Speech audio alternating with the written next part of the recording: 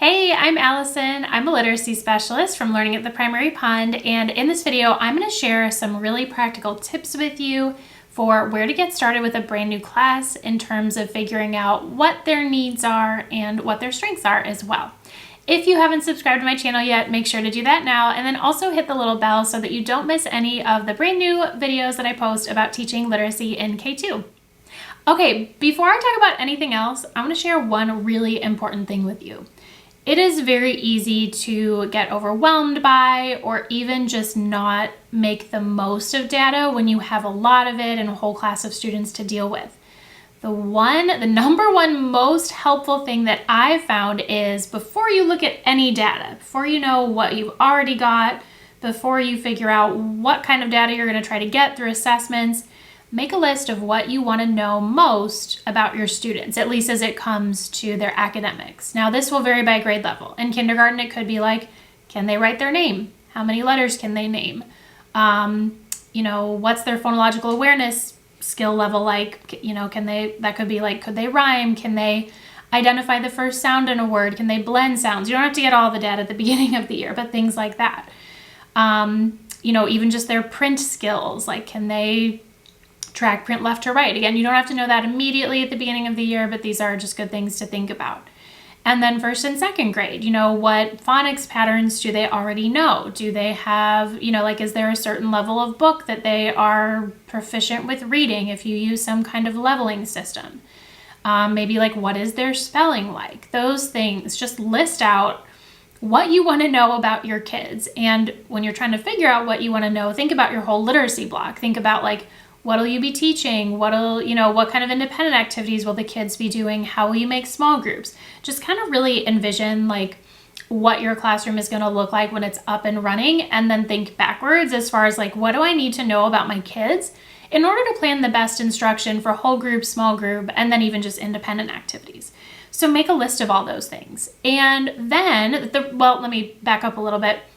The reason why this is so valuable is because it gives you a lens that you can use to focus on the data and also make decisions if you're going to be deciding some things that you'll be assessing. So that is really helpful. I strongly encourage you to do that first.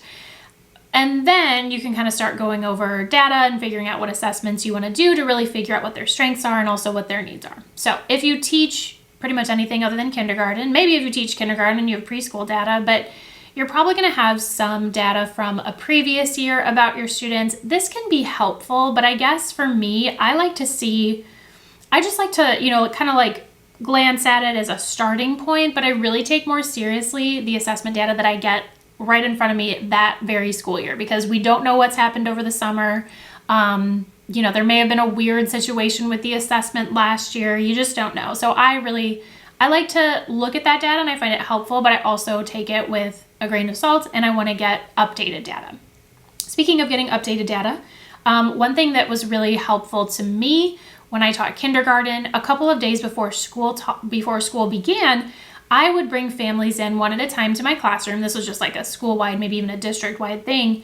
And I would give them a little assessment and the parents would fill out some paperwork. They'd get to see their classroom. And that was incredibly helpful because if you've ever taught kindergarten, then you know that the beginning of the school year is a little hectic. It can be hard to work one-on-one with the kiddos because the other kids aren't very independent. So those beginning of the year little meetings for assessment were incredibly, incredibly helpful.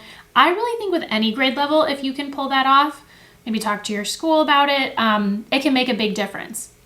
Another option too is if maybe your school has preset assessment days where you're supposed to be giving assessments these days, maybe even you get a sub for part of the day or some kind of assistance. So I'm curious, I know schools all do it differently.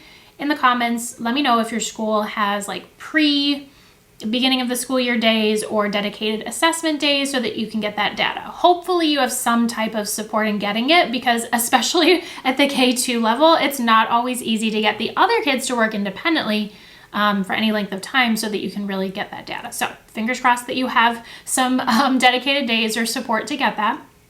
And now if you don't have those days, it is absolutely still doable to assess.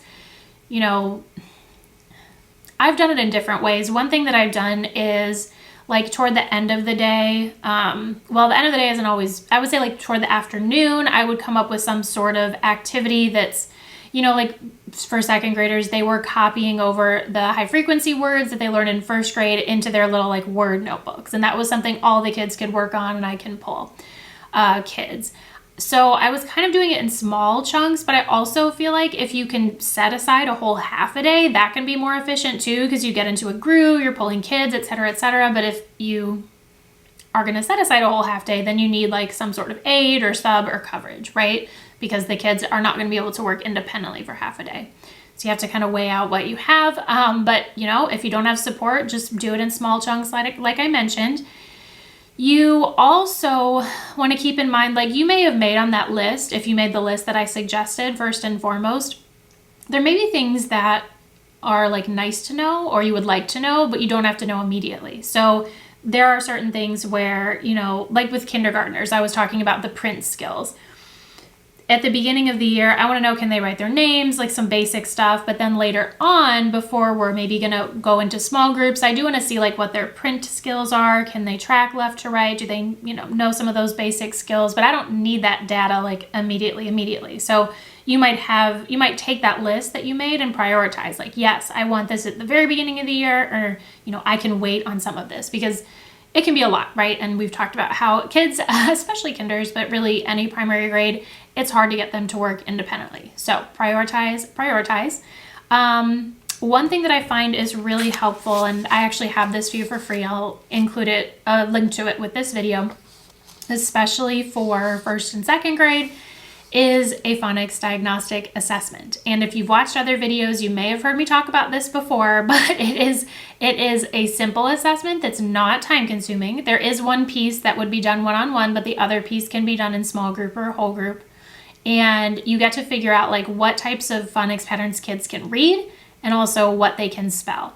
And this data is so valuable because it'll help you with small groups. It'll help you with like where to even start in your phonics scope and sequence. It'll reveal, like, it gives you such detailed data where it'll reveal like, okay, like all these kids are struggling with blends, or all these kids are proficient in vowel teams. There's like an individual student page where you can write all the data for one student on it, but then there's also these class pages. And again, this is good because it'll help you, number one, figure out where to start in your phonics curriculum as a whole. Do you need to go back and review other concepts, or can you go ahead? You'll see if you use the class, I don't know how well you can see this, but if you use this class sheet, you'll see like groups of kids that stand out to you. Oh, these students are struggling with this skill, or they're good with this skill. So small group assessment. And then you may also be able to identify outliers, like if one kiddo is really behind in their phonics skills, but the rest of the kids are like over here, then you may just know, hey, I'm going to have to work a little bit one-on-one with this student, or get the student some help from a teaching assistant, or, get them intervention or whatever kind of support you can give them. So it'll help you identify what to work on whole group, small group, but also with any outliers who may be really behind or really far ahead.